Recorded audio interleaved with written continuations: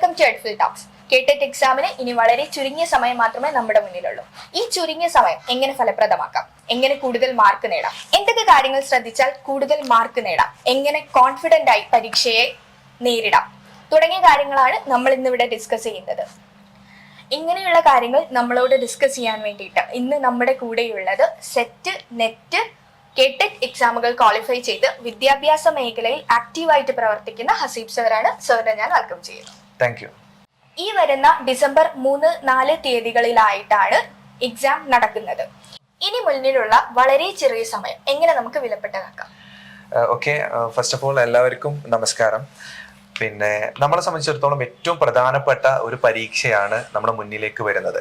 ഇപ്പൊ കേട്ടറ്റ് എക്സാം എന്ന് പറയുന്നത് സാധാരണ രീതിയിൽ വിദ്യാഭ്യാസ രംഗത്ത് ഏറ്റവും പ്രധാനപ്പെട്ട ഒരു കാര്യമായി മാറിയിരിക്കുകയാണ്. അപ്പോൾ കഴിഞ്ഞ പ്രാവശ്യത്തെ റിസൾട്ടൊക്കെ നമുക്ക് പരിശോധിച്ചാൽ മനസ്സിലാക്കാൻ പറ്റും, വളരെ കുറച്ച് പെർസെൻറ്റേജ് ആളുകൾ മാത്രമാണ് വിജയിക്കുന്നത്.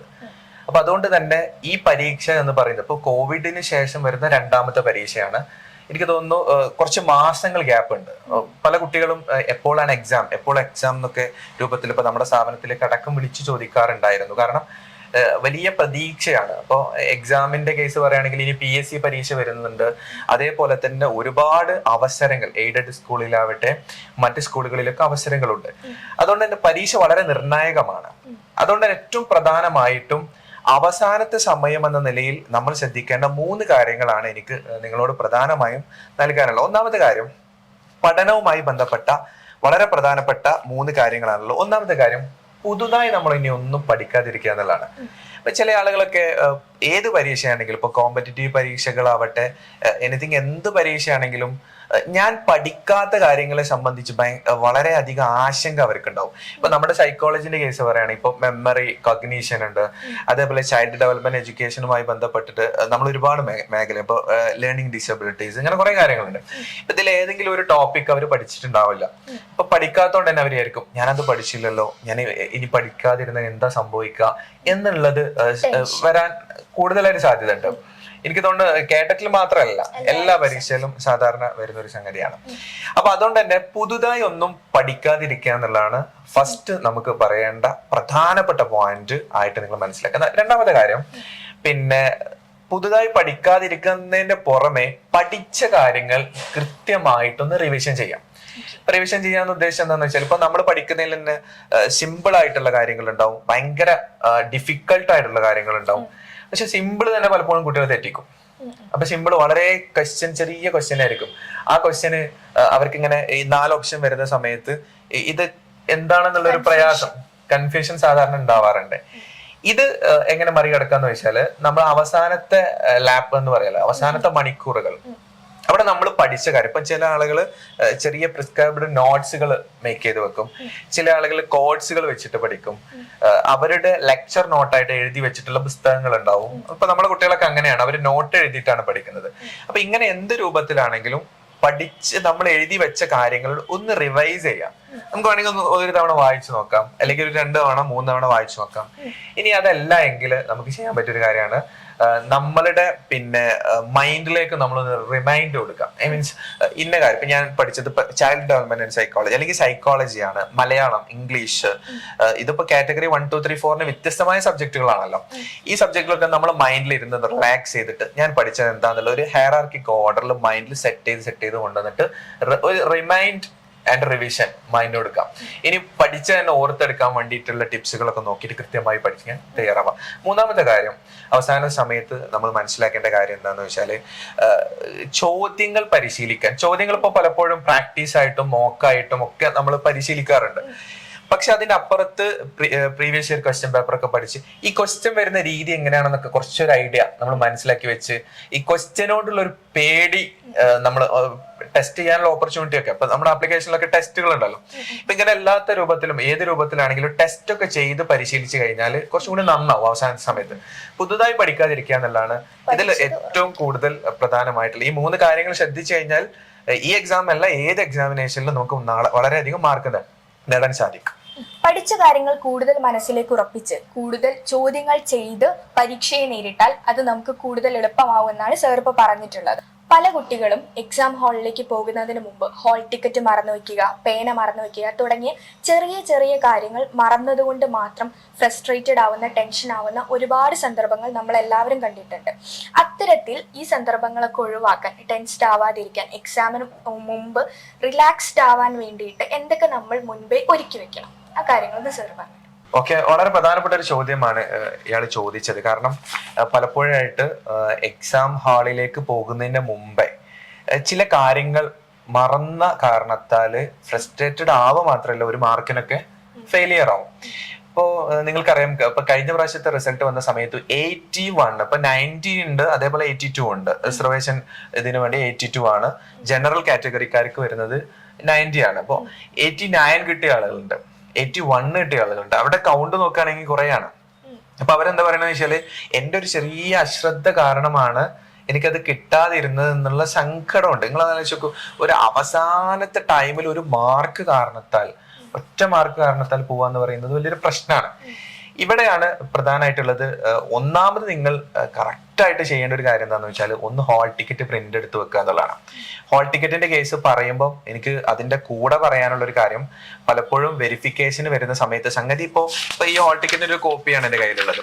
ഈ കോപ്പിയിൽ സാധാരണ നമ്മൾ വിചാരിക്കുന്ന ഒരു ഫോട്ടോസ്റ്റാറ്റ് കോപ്പി അല്ലേ, അപ്പോൾ ഇതേപോലെ നമ്മുടെ കയ്യിൽ കുറെ കോപ്പീസ് ഉണ്ടായാലും ഓക്കെയാണ് എന്ന് വിചാരിക്കാറുണ്ട്. ബട്ട് അതിൽ ഏറ്റവും പ്രധാനപ്പെട്ട സംഗതി, ഇൻവലിജേറ്റർ സൈൻ ചെയ്തതും അതേപോലെ കാൻഡിഡേറ്റ് സൈൻ ചെയ്തതുമായിട്ടുള്ള ആ സൈനുള്ള പേപ്പർ, അത് ഒറിജിനൽ ആയിട്ട് നമ്മുടെ കയ്യിൽ സൂക്ഷിച്ചു വെക്കും വേണം. അപ്പോൾ അത് നഷ്ടപ്പെട്ടു പോയാൽ നമുക്ക് വലിയ ബുദ്ധിമുട്ടാണ്. അപ്പൊ ഞാൻ പറഞ്ഞു വരുന്നത് എന്താണെന്ന് വെച്ചാല്, ഹാൾ ടിക്കറ്റ് പ്രിന്റ് എടുത്ത് വൃത്തിക്ക് നമ്മുടെ കയ്യിൽ ആദ്യം തന്നെ വെക്കണം. അപ്പോൾ ഉച്ചക്കാണ് എക്സാം, രാവിലെ പോയി പ്രിന്റ് എടുക്കാന്ന് വിചാരിക്കരുത്. അത് നമ്മൾ തലേ ദിവസം തന്നെ പ്രിന്റ് എടുത്ത് വളരെ കൃത്യമായിട്ട് കയ്യിൽ വെക്കുക എന്നുള്ളതാണ്. പിന്നെ പേന, ഇപ്പൊ ബബിൾ ചെയ്യുന്ന സമയത്ത് നിങ്ങൾക്കറിയാം, ഈ ജെൽ പേനകളൊന്നും ഉപയോഗിക്കാൻ പറ്റില്ല. അപ്പൊ ഭയങ്കര ബുദ്ധിമുട്ടായിരിക്കും.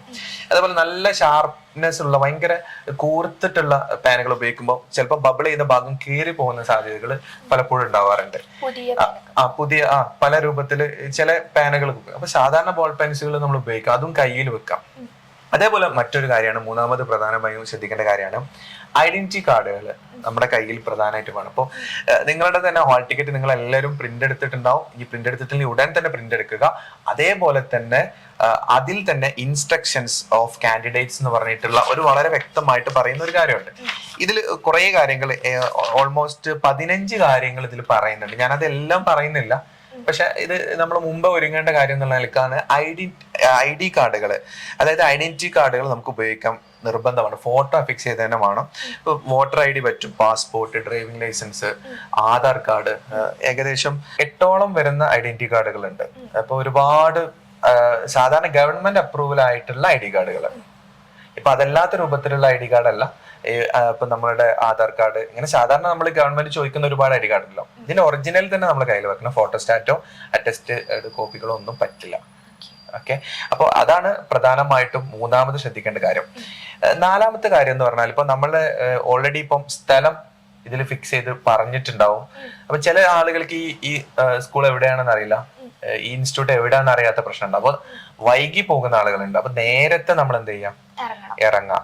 നേരത്തെ ഇറങ്ങി ഡെസ്റ്റിനേഷൻ മനസ്സിലാക്കിയിട്ട് അതിനനുസരിച്ചിട്ട് നമ്മൾ വർക്ക്ഔട്ട് ചെയ്ത് കഴിഞ്ഞാൽ നമുക്ക് കറക്റ്റ് എത്താൻ പറ്റുള്ളൂ. അറൌണ്ട് 45 മിനിറ്റ്സ് മുമ്പ് തന്നെ എക്സാം ഹാളിൽ എത്തണം എന്നാണ് ഇൻസ്ട്രക്ഷൻസ് പറയുന്നത്. അരമണിക്കൂറിന് ശേഷം ഒരിക്കലും എന്ത് ചെയ്യില്ല, അവര് കയറ്റില്ല. മാത്രമല്ല വെരിഫിക്കേഷൻ ഉണ്ടാവും. ആദ്യത്തെ അരമണിക്കൂറൊക്കെ നമ്മുടെ ഐഡന്റിറ്റി കാർഡും നമ്മുടെ സൈനിങ്, അതേപോലെ തന്നെ നമ്മുടെ അഡ്മിറ്റ് കാർഡ് വെരിഫിക്കേഷൻസ് കാര്യങ്ങളൊക്കെ ആയിരിക്കും. ഇങ്ങനെ കുറെ കാര്യങ്ങളാണ് പ്രധാനമായിട്ടും ശ്രദ്ധിക്കേണ്ടത്. ഇത് വിട്ടു പോയി കഴിഞ്ഞാൽ വളരെയധികം ഫ്രസ്ട്രേറ്റഡ് ആവാൻ മാത്രമല്ല, 1 മാർക്കിനും 2 മാർക്കിനൊക്കെ നമുക്ക് ഫെയിലിയർ ആവാനും സാധ്യതയുണ്ട്. സർ, ഇപ്പോൾ പറഞ്ഞിട്ടുള്ള കാര്യങ്ങൾ എന്ന് പറയുന്നത് വളരെ ഇമ്പോർട്ടൻ്റ് ആയിട്ടുള്ളതാണ്. എക്സാമിന് മുമ്പ് റിലാക്സേഷൻ മൈൻഡ് നമുക്ക് എത്രത്തോളം വേണം എന്നതാണ് സർ ഇവിടെ ഊന്നി പറഞ്ഞിട്ടുള്ളത്. ഇനി നമ്മൾ ശ്രദ്ധിക്കേണ്ട കാര്യം എന്ന് പറയുന്നത്, എക്സാം ഹാളിലേക്ക് എത്തുമ്പോഴാണ്. എക്സാം ഹാളിലേക്ക് എത്തിക്കഴിഞ്ഞാൽ ക്വസ്റ്റ്യൻ പേപ്പർ ഉണ്ട്, OMR ഷീറ്റ്സ് ഉണ്ട്. ഈ 2 കാര്യങ്ങളുമായിട്ടാണ് നമുക്കൊരു ഇൻട്രാക്ഷൻ വരുന്നത്. അതിൽ ക്വസ്റ്റ്യൻ പേപ്പർ നമ്മൾ ക്വസ്റ്റ്യൻസ് വായിക്കുക എന്നുള്ള രീതിയിലും ക്വസ്റ്റ്യൻ ബുക്ക്ലെറ്റിന്റെ നമ്പർ എന്ന രീതിയിലും മാത്രമാണ് യൂസ് ചെയ്യുക. പക്ഷേ OMR ഷീറ്റ് എന്ന് പറയുന്നത് യൂഷ്വലി കുട്ടികൾക്ക് യൂസ് ചെയ്ത് ശീലമില്ലാത്ത ഒരു കാര്യമാണ്. പലരും ഓൺലൈനായിട്ട് പഠിക്കുന്നവരുണ്ട്, അവർക്ക് തീരും ആ ഒരു കാര്യമായിട്ട് ഒരു കോണ്ടാക്ട് വരുന്നില്ല. അതിൽ എന്തൊക്കെ ശ്രദ്ധിച്ചാൽ നമുക്ക് കൂടുതൽ മാർക്ക് നേടാൻ പറ്റും? ശരി. അതില് പിന്നെ ഈ OMR പറഞ്ഞല്ലോ, സാധാരണ നമ്മളിപ്പോ എക്സാം ഹാളിലേക്ക് പോയി കഴിഞ്ഞാൽ ഇപ്പൊ PSC പരീക്ഷ എഴുതിയ ആളുകൾ ഉണ്ടാവും, ചിലപ്പോ ഒന്നും എഴുതാത്ത ആളുകൾ ഉണ്ടാവും. ഈ OMR ഷീറ്റ് എന്താണെന്ന് പോലും അറിയാത്ത ആളുകൾ പലപ്പോഴായിട്ട് കാണാറുണ്ട്. ഇപ്പൊ ഇതിൽ തന്നെ ഫസ്റ്റ് നമുക്ക് രണ്ട് കാര്യമാണ് നമുക്ക് കിട്ടുക. ഒന്ന് ക്വസ്റ്റ്യൻ പേപ്പർ ആണ്. പക്ഷെ സാധാരണ കേട്ടറ്റിന്റെ ഒരു കേസ് പറയുകയാണെങ്കിൽ ക്വസ്റ്റ്യൻ പേപ്പർ മാത്രമല്ല, ഓരോ ബുക്ക്ലെറ്റുകൾ കിട്ടും. ഫോർ എക്സാമ്പിൾ ഇപ്പൊ കാറ്റഗറി 1 ആണെങ്കിൽ അവർക്ക് മലയാളത്തിന്റെ ഒരു ഇതാണ്, മലയാളം ഇംഗ്ലീഷ് എന്ന് പറയുന്നത്. അതേപോലെ തന്നെ അവരുടെ പിന്നെ സയൻസ് വിഷയങ്ങൾ, EVS പോലത്തെ സബ്ജക്റ്റുകൾ, സൈക്കോളജി, ഇങ്ങനെ ബുക്ക്ലെറ്റ് ആയിട്ട് കിട്ടാം. 3 പാർട്ടുകളായിട്ടൊക്കെ ബുക്ക്ലെറ്റുകളായിട്ട് കിട്ടും. അപ്പൊ അതിൽ ശ്രദ്ധിക്കേണ്ട കേസ്, അതിൽ ആ കോഡ് മാത്രമാണ് വളരെ പ്രധാനപ്പെട്ട. കോഡ് ചേഞ്ച് ആവാൻ പാടില്ല. ഇപ്പൊ കോഡ് എന്ന് പറഞ്ഞാൽ മനസ്സിലായല്ലോ, നമ്മുടെ ബുക്ക്ലെറ്റിന്റെ ഉള്ളിൽ എന്തുണ്ടാവും, ഒരു കോഡ് ഉണ്ടാവും, ABCD കോഡ്. അത് തെറ്റരുത്.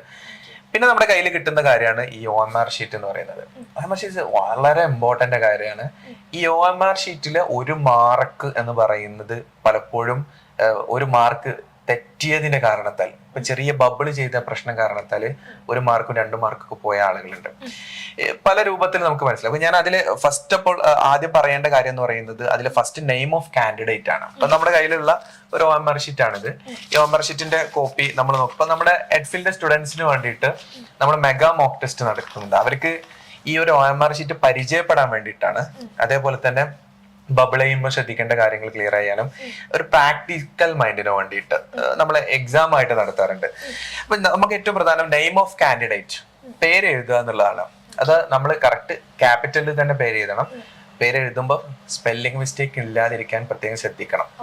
അങ്ങനെ എങ്ങാനും സ്പെല്ലിംഗ് മിസ്റ്റേക്ക് ഉണ്ടായി കഴിഞ്ഞാൽ സംഭവിക്കാൻ സാധ്യതയുള്ള ഒരു കാര്യം സർട്ടിഫിക്കറ്റിൽ അതേമാതിരി വരും. പിന്നെ നമ്മൾ അതിന് വേണ്ടിയിട്ട് എന്ത് ചെയ്യേണ്ടി വരും, നടക്കണം. ഇത് സാധാരണ നമ്മുടെ നാട്ടിലൊക്കെ ഉള്ള സംഭവമാണ്. ആദ്യം ശ്രദ്ധിക്കൂല, പിന്നെന്ത് ചെയ്യും, സ്വാഭാവികമായിട്ടും പിന്നെ തിരുത്താൻ വേണ്ടി നടക്കും. രണ്ടാമത്തെ ഏറ്റവും പ്രധാനപ്പെട്ട കാര്യം റോൾ നമ്പർ ആണ്. അപ്പൊ റോൾ നമ്പർ എന്ന് പറഞ്ഞാൽ ഓൾറെഡി നിങ്ങളുടെ പിന്നെ അഡ്മിറ്റ് കാർഡിൽ ആപ്ലിക്കേഷൻ ID ഉണ്ടാവും, ആപ്ലിക്കേഷൻ നമ്പറും ഉണ്ടാവും, റോൾ നമ്പർ ഉണ്ടാവും. ഈ ആപ്ലിക്കേഷൻ IDയും ആപ്ലിക്കേഷൻ നമ്പറും ഒക്കെ നമ്മൾ അഡ്മിറ്റ് കാർഡ് ഡൗൺലോഡ് ചെയ്യാൻ വേണ്ടിയിട്ട് ഉപയോഗിച്ചിട്ടുണ്ട്. അതേപോലെ തന്നെ നമ്മൾ പിന്നെ അങ്ങനത്തെ ആവശ്യങ്ങൾക്ക് വേണ്ടിയിട്ട് അത് ഒരിക്കലും ഒഴിവാക്കാൻ പറ്റാത്ത കാര്യം. റോൾ നമ്പർ എന്ന് ഉപയോഗിക്കുന്നത് കംപ്ലീറ്റ്ലി എന്താണ്, എക്സാം ഹാളുമായി ബന്ധപ്പെട്ടതാണ്. അപ്പൊ അത് ഈ നമ്പർ എഴുതുന്ന സമയത്ത് ശ്രദ്ധിക്കേണ്ട ഒരു പ്രധാനപ്പെട്ട സംഗതി, എന്ത് എഴുതുമ്പോഴും പേരൊഴികെ ബാക്കി എല്ലാം എഴുതുന്ന സമയത്ത് അടിയിൽ ബബിൾ ചെയ്യാണ്ടാവും. ഓക്കെ. അപ്പൊ നമ്മളിപ്പോ നമ്പർ ഇപ്പൊ 65 66 64 എന്നാണെങ്കിൽ ഇപ്പൊ 65 എഴുതുമ്പോൾ 6ന്റെ താഴെ 0 മുതൽ 9 വരെ ഉണ്ടാവും. ആ 6ൽ തന്നെ നമ്മൾ പോയി ബബിൾ ചെയ്യണം. ചില ആൾക്കാർ നമ്പർ എഴുതും, ബബിൾ ചെയ്യില്ല. അപ്പൊ അവർ വിചാരം ബബിൾ ചെയ്യേണ്ട ആവശ്യമില്ല, നമ്മൾ നമ്പർ എഴുതിയിട്ടുണ്ട് എന്നാണ്. പക്ഷെ നമ്മൾ മനസ്സിലാക്കേണ്ട കാര്യം, ഇത് മനുഷ്യര് അല്ലെങ്കിൽ സാധാരണ ആളുകൾ ചെയ്യുന്ന ഇതല്ല. ഫുള്ളി കംപ്ലീറ്റ്ലി ഓട്ടോമാറ്റിക് സിസ്റ്റം അനുസരിച്ചിട്ട് ടെക്നോളജി ഉപയോഗിച്ചിട്ടാണ് പലപ്പോഴും റീഡ് വരെ ചെയ്യുന്നത്. ഇപ്പൊ ബാർകോഡ് ഉണ്ട്, അതൊക്കെ റീഡ് ചെയ്യും. ഇപ്പൊ നമ്മള് ഇപ്പൊ ഇങ്ങനെയല്ലേ എന്ന് വിചാരിച്ചിട്ട് കാര്യമില്ല. മിസ്റ്റേക്സ് ഇപ്പൊ PhD എക്സാം ഒക്കെ കംപ്ലീറ്റ്ലി അങ്ങനെ തന്നെയായി മാറുകയാണ്. പിന്നെ ബുക്ക്ലെറ്റ് നമ്പർ എഴുതണം. എന്താണ് ബുക്ക്ലെറ്റ് നമ്പർ എന്ന് പറഞ്ഞാല്? ബുക്ക്ലെറ്റ് നമ്പർ ക്വസ്റ്റ്യൻ പേപ്പറിൽ സെറ്റ്, ഇപ്പൊ നേരത്തെ നമ്മൾ സൂചിപ്പിച്ചിരുന്നു സെറ്റിന്റെ കാര്യം, ഏത് സെറ്റ് ABCD. അതോടൊപ്പം തന്നെ അതിലൊരു കാര്യം കൂടിയാണ് ബുക്ക്ലെറ്റ് നമ്പർ. ഞാൻ നേരത്തെ സൂചിപ്പിക്കാൻ വിട്ടുപോയ കാര്യമാണ്. ബുക്ക്ലെറ്റ് നമ്പറും നമ്മൾ അതേപോലെ എഴുതിയെടുക്കണം. പിന്നെ കാൻഡിഡേറ്റ് സിഗ്നേച്ചറും ഇൻവെലിജേറ്റർ സിഗ്നേച്ചറും ഉണ്ട്. കാൻഡിഡേറ്റ് സിഗ്നേച്ചർ ശരിക്ക് ഇൻവെലിജേറ്ററിന് മുമ്പിൽ തന്നെ ചെയ്യണമെന്നാണ് പറയാറുള്ളത്. അത് അതത് ഇൻവെലിജേറ്റർ പറയുന്നതനുസരിച്ച് ചെയ്യാം. ഇവരെ കൊണ്ടും നമ്മൾ എന്ത് ചെയ്യണം, സൈൻ ചെയ്യിപ്പിക്കണം. അവർ മറന്നുപോയി കഴിഞ്ഞാൽ നമ്മളെയാണ് ബാധിക്കുക, അവരെ സംബന്ധിച്ചിടത്തോളം പ്രശ്നമില്ല. പിന്നെ നമ്മൾ പാർട്ട് 1, 2, 3 എന്നൊക്കെ പറഞ്ഞിട്ട് പല രൂപത്തിലും. ഇതിൽ തന്നെ ഇപ്പോ ഓരോ കേസിൽ പറയുകയാണ്. ഇപ്പൊ കാറ്റഗറി 2 കേസ് പറയുകയാണെങ്കിൽ പാർട്ട് 1 മാത്തമാറ്റിക്സ് ആൻഡ് സയൻസ്, അതേപോലെ തന്നെ സോഷ്യൽ സയൻസ് പറഞ്ഞ 2 ഭാഗമുണ്ട്. ചില ആൾക്കാർ ഇത് പൂരിപ്പിക്കാതിരിക്കുന്ന ആളുകളുണ്ട്. ഇപ്പൊ ഇതിൽ തന്നെ നമുക്ക് മനസ്സിലാവും, ഇപ്പൊ മാത്തമാറ്റിക്സ് ആൻഡ് സയൻസ് എടുത്ത ആളുകളുണ്ടാവും, സോഷ്യൽ സയൻസുകാരുണ്ടാവും. ഇവരെന്താ ചെയ്യാന്ന് വെച്ചാല്, ഞാൻ മാത്തമാറ്റിക്സ് ആണെന്നുള്ള ആൾക്ക് ഇങ്ങനെ ചെയ്തു പോകും. അവസാനം ഇവിടെ ചൂസ് എന്ന് പറയുന്ന ഒരു നിങ്ങളുടെ സബ്ജക്ട് ഏതാന്ന് ചൂസ് ചെയ്യാൻ പറയുന്നിടത്ത് നമ്മൾ ബബിൾ ചെയ്തിട്ടില്ലെങ്കിൽ ദാറ്റ്സ് മിസ്റ്റേക്ക് ആയിട്ട് വരികയും ചിലപ്പോൾ നമ്മളെ ഇത് വാലിഡ് ആവാതിരിക്കുകയൊക്കെ ചെയ്യാൻ സാധ്യതയുണ്ട്. അങ്ങനെ ഉണ്ടായിട്ടുണ്ട്, ഒരുപാട് ആളുകളുടെ അനുഭവമുണ്ട്. പിന്നെ ഈ പാർട്ട് 2 കേസിൽ ഇംഗ്ലീഷ് ആണോ മലയാളമാണോ, 3 കേസിൽ ഇംഗ്ലീഷ് ആണോ മലയാളമാണോ എന്നൊക്കെ ചോദിക്കും. അതൊക്കെ കറക്റ്റ് നമ്മൾ ഫില്ല് ചെയ്തിട്ട് തന്നെ വരണം. അപ്പൊ 3 കേസിലാണെങ്കിലും ഇതേപോലെ തന്നെ ചോദിക്കും. കാരണം പാർട്ട് 3 ഒരുപാട് സബ്ജക്റ്റുകളുള്ളതാണ്. ഇപ്പൊ English, Hindi, Arabic, Urdu, Sanskrit, Tamil, Kannada, social science, physical science, natural science, mathematics, ഇങ്ങനെ കുറെ സംഗതികളുണ്ടാവും. ഇവിടെ അവനവന്റെ സബ്ജക്റ്റ് ആവണം ബബിൾ ചെയ്യേണ്ടത്. അതേപോലെ തന്നെ ആ ബബിളിങ് നിങ്ങൾ ഓരോ ക്വസ്റ്റ്യൻ അനുസരിച്ചിട്ട് ബബിൾ ചെയ്യും. അപ്പൊ ഞാൻ ഒരുപാട് പറയുന്നില്ല, അപ്പൊ നിങ്ങൾക്ക് അറിയാലോ സോഷ്യൽ സയൻസ് ഓരോ സബ്ജക്റ്റിനനുസരിച്ചിട്ടും ഓരോ ലാംഗ്വേജ് പാർട്ടിനനുസരിച്ചും ചില ആൾക്കാർ പാർട്ട് 2 എടുക്കുന്ന സമയത്ത് മലയാളം, ഇംഗ്ലീഷ് ഒക്കെ സെലക്ട് ചെയ്യുന്ന ആൾക്കാരുണ്ടാവും. അവരുടെ സബ്ജക്റ്റുമായി അവർക്ക് ഇഷ്ടമുള്ള കാര്യമായിട്ട് അങ്ങനെയാണ് അവർ അഡ്മിറ്റ് കാർഡിൽ കൊടുത്തിട്ടുണ്ടാവാം. അപ്പൊ അത് തെറ്റാതിരിക്കാൻ ഏറ്റവും ബെറ്റർ എന്താണെന്ന് വെച്ചാൽ അവരുടെ കാറ്റഗറിന്റെ കൂടെ തന്നെ ഏത് സബ്ജക്റ്റ് ആണ്, ഏത് ലാംഗ്വേജ് ആണെന്നൊക്കെ പ്രിഫറബിൾ ആയിട്ട് തന്നെ കറക്റ്റ്ലി എന്ത് ചെയ്യും അഡ്മിറ്റ് കാർഡിൽ ഉണ്ടാവും. അഡ്മിറ്റ് കാർഡ് നോക്കിയിട്ട് അടിസ്ഥാനത്തിൽ ചെയ്താൽ മതി എന്നുള്ളതാണ്.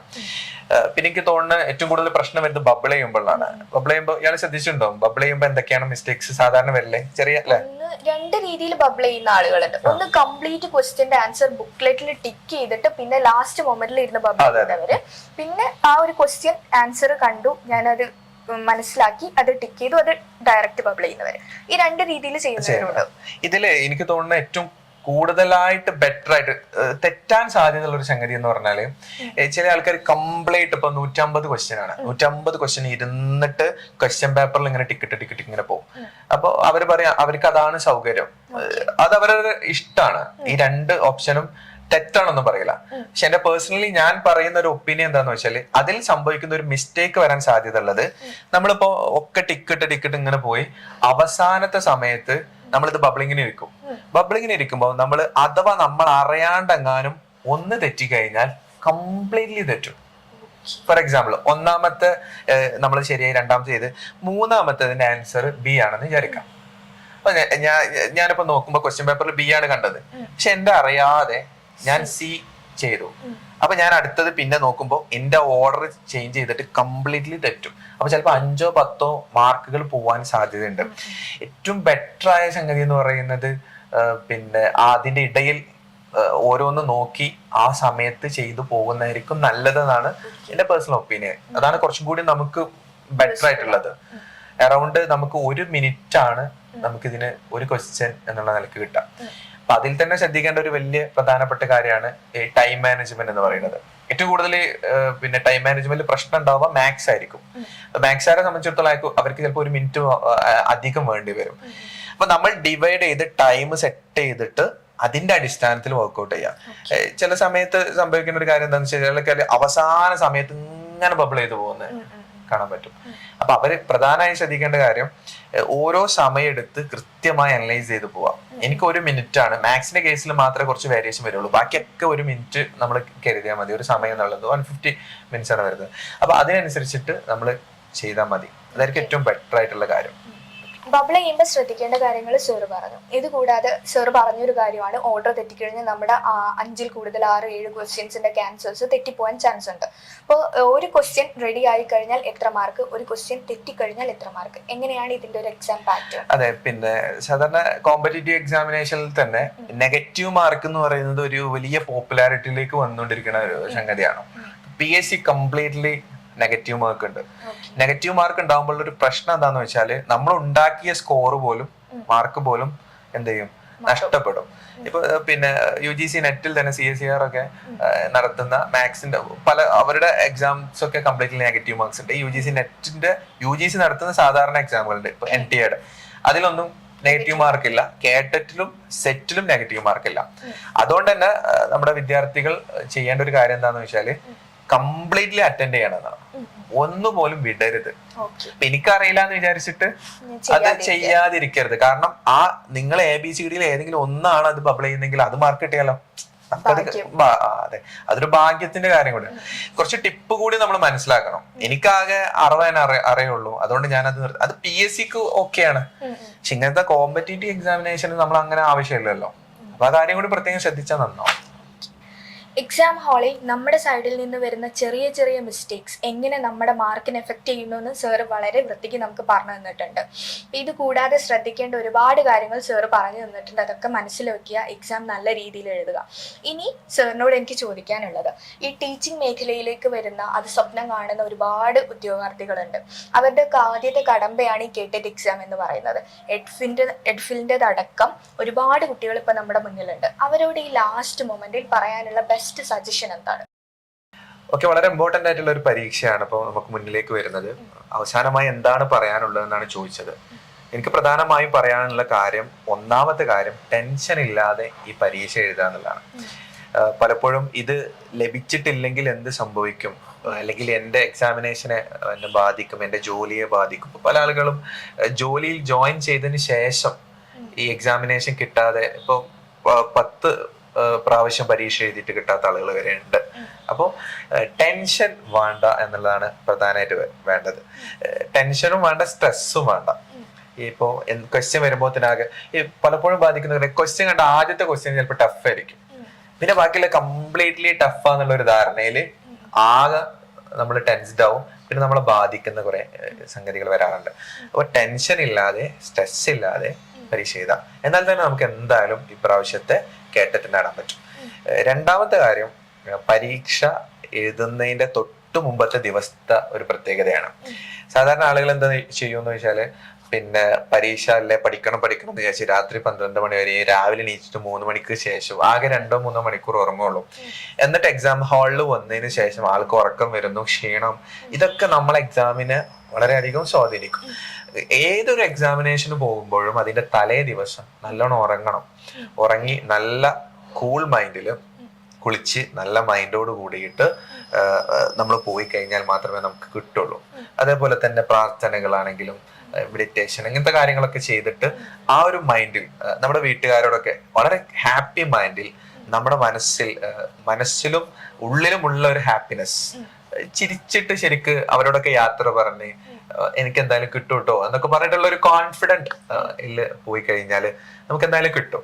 ഇപ്പം കഴിഞ്ഞ പ്രാവശ്യത്തെ റിസൾട്ടിനെ കുറിച്ചിട്ടോ ഇപ്രാവശ്യം എന്താകുമെന്നതിനെ കുറിച്ചിട്ടോ ഒന്നും ആലോചിക്കാതെ നല്ല കുട്ടികളായിട്ട് പോയി പരീക്ഷ എഴുതിയാൽ തന്നെ കിട്ടാവുന്നതേ ഉള്ളൂ കേട്ടിട്ടെന്നാണ് എനിക്ക് വിഷയത്തിൽ പറയാനുള്ളത്. ഓക്കെ, എന്തായാലും കേട്ടറ്റുമായി ബന്ധപ്പെട്ട്, പരീക്ഷയുമായി ബന്ധപ്പെട്ട കാര്യങ്ങളാണ് നമ്മൾ ഡിസ്കസ് ചെയ്തത്. പല കാര്യങ്ങളും ഡിസ്കസ് ചെയ്തല്ലോ. ഈ കാര്യങ്ങളൊക്കെ കൃത്യമായിട്ട് പ്രിയപ്പെട്ട കുട്ടികളെല്ലാവരും, വിദ്യാർത്ഥികളും ഉദ്യോഗാർത്ഥികളുമായ ആളുകളൊക്കെ ചെയ്തിട്ട് വളരെ ശ്രദ്ധയോട് കൂടിയിട്ട് ഈ പരീക്ഷ എഴുതാൻ നമ്മൾ തയ്യാറാവുക. അതോടൊപ്പം തന്നെ എനിക്ക് പറയാനുള്ള ഒരു കാര്യം, കേവലം കേട്ടറ്റിൽ മാത്രം നിൽക്കരുത് എന്നതാണ്. സെറ്റും നെറ്റും ജാറഫും അടക്കമുള്ള യോഗ്യതകൾ നേടി എഡ്യൂക്കേഷനിൽ, ടീച്ചിങ് മേഖലയിൽ ഒരു വലിയ വിപ്ലവം സൃഷ്ടിക്കാൻ നമുക്ക് സാധിക്കട്ടെ എന്ന് ആത്മാർത്ഥമായി ആശംസിക്കുകയാണ്. അതോടൊപ്പം തന്നെ ഈ കേട്ടറ്റ് പരീക്ഷ എല്ലാവരും വിജയിക്കണേ എന്ന് വളരെ ആത്മാർത്ഥമായിട്ട് ആശംസിക്കുന്നു. All the best. Thank you. അപ്പോൾ സാറ് നമുക്ക് ഒരുപാട് കാര്യങ്ങൾ പറഞ്ഞു തന്നു. ചെറുത് മുതൽ വലുത് വരെയായിട്ടുള്ള കാര്യങ്ങൾ എന്തൊക്കെ ശ്രദ്ധിക്കണം, എങ്ങനെയൊക്കെ ചെയ്താൽ നമുക്ക് കൂടുതൽ മാർക്ക് നേടാം, എങ്ങനെ കോൺഫിഡൻ്റ് ആയി പരീക്ഷയെ നേരിടാം, അങ്ങനെ തുടങ്ങി എല്ലാ കാര്യങ്ങളും സാറിന്ന് നമുക്ക് പറഞ്ഞു തന്നിട്ടുണ്ട്. സാറ് പറഞ്ഞ പോലെ തന്നെ പഠിക്കുക, പഠിച്ചുകൊണ്ടേയിരിക്കുക, കൂടുതൽ കാര്യങ്ങളിലേക്ക് എത്തുക, നിങ്ങളുടെ സ്വപ്നം നിങ്ങൾക്ക് നേടാൻ പറ്റട്ടെ. Thank U.